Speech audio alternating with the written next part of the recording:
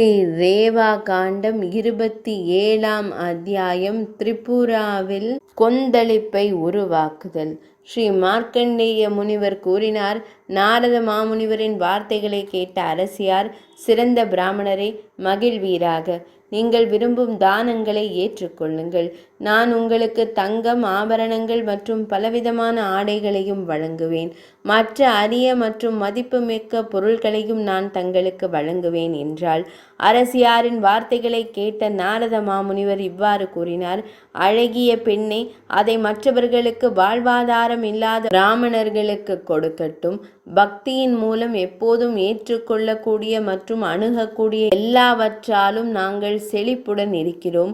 இவ்வாறு கூறப்பட்டதும் அரசியார் வேதங்களையும் வேதாங்கங்களையும் கற்றுணர்ந்த ஏழை பிராமணர்களை அழைத்து சௌபாக்கியத்திற்கு, கணவன் மனைவி இன்பம் மற்றும் அதிர்ஷ்டம் உகந்த தானங்களை வழங்கத் தொடங்கினாள்.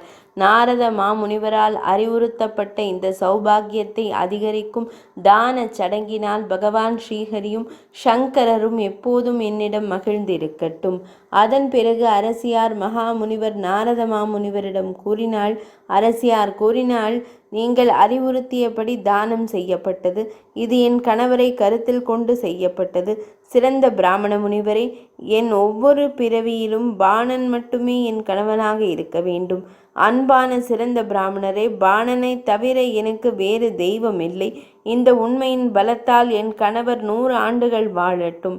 பெண்களுக்கு கணவனே தெய்வம் என்பதால் அவர்கள் வேறு எந்த புண்ணிய சடங்குகளையும் செய்ய தேவையில்லை.